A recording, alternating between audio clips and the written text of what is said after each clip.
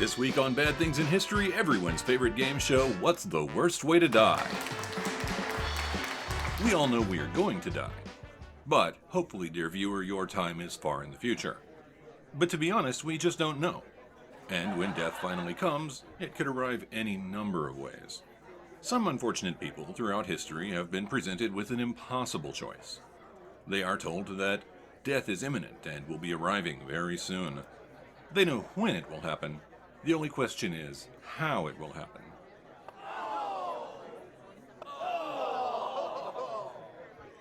Usually, these people are convicted criminals and they are facing execution.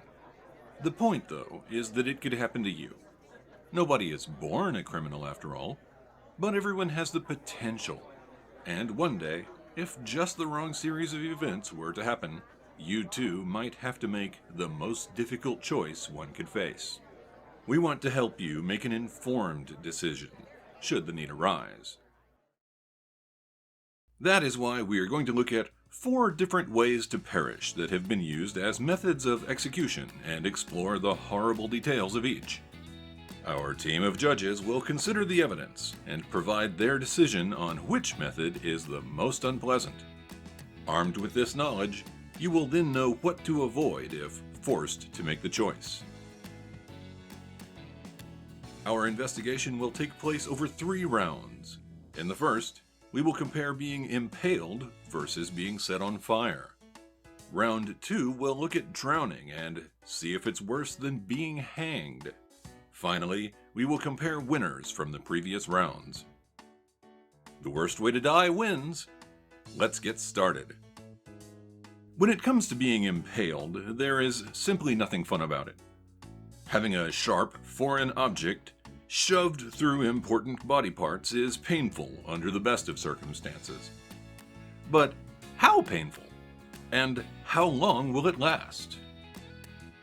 Well, if you are impaled by having an object shoved through the front of your body, it could be over quickly. There will, of course, be a great deal of pain, and it may be over in minutes. But don't get your hopes up. Most people who have experienced impalement were not so fortunate. The most common method is to take a long pole with a sharpened end and insert it through the bottom of the victim and let it push into the internal organs. And yes, sometimes the point of insertion is the anus, but not always. Most of the time, impalement is intended to prolong suffering as much as possible.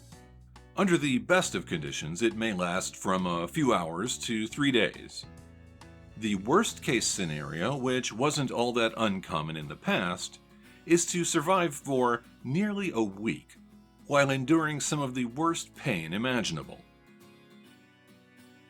The suffering can be prolonged by placing the foreign object as close as possible to the spine, which misses most of the major organs.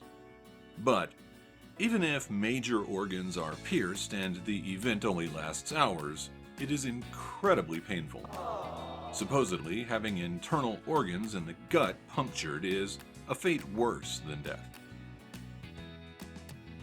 Some cultures in the past had very strange and horrific practices for performing the task. In Algiers in the 1500s, for instance, they actually had giant hooks on the walls of the city. The worst criminals would meet their fate by being pushed off the wall, and on the way down they would fall into one of the hooks. Sometimes they would be impaled by one hook, have it rip through them, then fall to another hook. It was not uncommon for a victim to hang from a hook for 30 to 40 hours before finally experiencing the welcome release of death. How does the experience of being impaled compare to burning to death?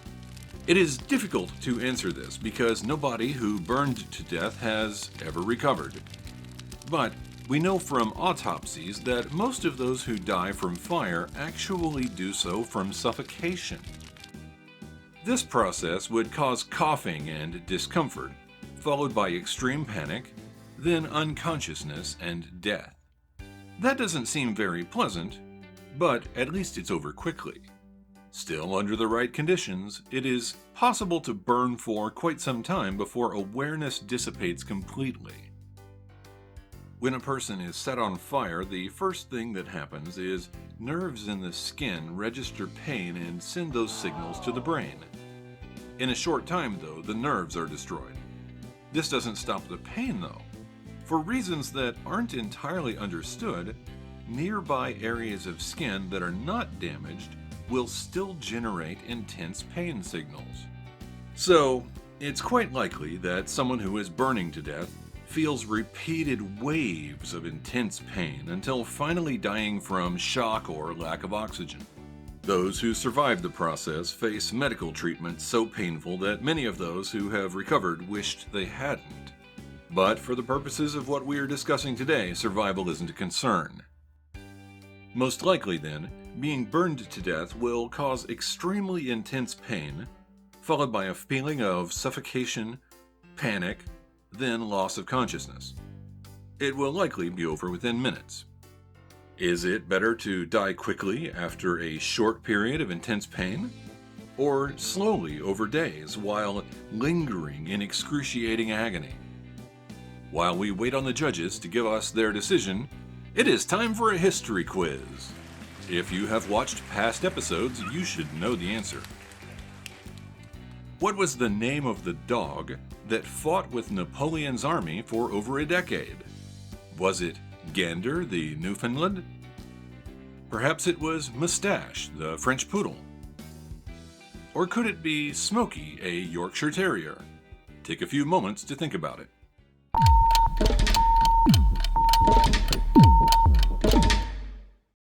The correct answer is Moustache. He was actually given an official position in Napoleon's army and fought enemy troops on several occasions. The brave canine was killed in battle at around 12 years of age and was buried with full military honors in Spain. Unfortunately, when the Spanish drove the French out of their country, they dug up Moustache's bones and destroyed them. Gander was a Newfoundland that deployed with Canadian soldiers during World War II.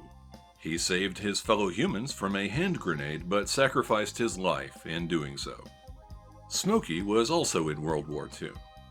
She weighed only 4 pounds, but also saved lives. Her most notable accomplishment was helping soldiers run telegraph wires. She ran the wires through tiny pipes for them, which meant they didn't have to expose themselves to snipers. If you like stories about brave dogs, you can learn all about them from our previous episode on military dogs. What have our judges decided? It was a difficult choice. Nobody wants to be set on fire. But living for a week in extreme pain is terrible. So we think being impaled is the worst. And we still don't understand why you are making us do this. There you have it. Being set on fire is more desirable than having a foreign object shoved through your internal organs. Now, on to the next contenders for worst way to die. Drowning doesn't seem like a great way to go. Imagine, if you will, that you have held your breath as long as you can. Then your brain overrides your will to keep your mouth closed and you reflexively inhale. No! Instead of air, you pull water into your lungs. Death is imminent. But what does it feel like? The average person can hold his or her breath for 30 to 60 seconds. Laboratory experiments have concluded that, on average, the brain forces someone to inhale after 87 seconds of not breathing. Most people are still conscious and aware when this happens. For 90% of the people that experience it, the reflexive action of inhaling will fill the lungs with water. The entrance of water into the lungs has been reported by some who survived drowning to be extremely painful. But it is over quickly as the lack of oxygen quickly extinguishes consciousness. As a side note, one of our staff members claims to have experienced this and reported that, in quotes, it sucked. The other 10% who drown will take a slightly different path. When water hits the vocal cords, the brain immediately contracts muscles around the larynx to prevent water from entering the lungs. This means oxygen also can't enter the lungs, so the victim still dies. So, most people who drown will likely experience absolute terror and panic, followed by the pain of water entering the lungs, and then a loss of consciousness. It should all be over within a couple of minutes for most. The remaining lucky few will just experience the terror and panic, followed by losing consciousness. The muscle spasms might be painful, but we just don't know if one would notice at that point. How bad is the experience of drowning compared to hanging? In the modern world, criminals are usually executed using what is known as the long drop. The noose is placed against the left side of the neck, right below the victim's jaw. The distance of the fall is calculated to generate enough force to break or dislocate a bone in the neck called the axis. When the axis breaks or moves suddenly, it severs the spinal cord. It can actually take up to 20 minutes to die after this, but there is no conscious awareness at least. If a hanging is not planned and executed perfectly, the results can be much more variable. If the drop uses too much force, then decapitation will occur. A rope with enough force can simply remove the victim's head entirely. Consciousness is probably lost very quickly due to loss of blood pressure. But, to be honest, we don't know what it's like to be a flying disembodied head, even if it does only last for a few moments. The most unlucky recipients of the hangman's noose will remain conscious for several minutes as they experience strangulation. If the drop doesn't generate enough force to break the neck or sever the head, then the person will slowly die. Typically, it's over a period of 5 to 20 minutes. So, what's worse? Is dying from inhaling water the most unpleasant option? Or would hanging be less painful? Judges, have you made your decision? Yes, we have. We think there is something fundamentally very wrong with you. That's nice, but what is the worst way to die? Drowning or hanging? If we knew that it would be done correctly, then hanging is much better than drowning. But if hanging goes wrong, it can be a really bad experience. So we think hanging is the worst way to die. And we really don't want to do this anymore. Now, there are only two options left for the worst way to leave this cruel world. Is hanging the worst way to die? Or is it pleasant compared to being impaled? We'll tell you the answer right after this short history quiz. Who was the criminal that Isaac Newton helped convict and finally saw hanged in 1699? Was it John Locke? Or how about Johann Sebastian Bach? Maybe it was William Challoner. Think about it briefly and we'll tell you the answer.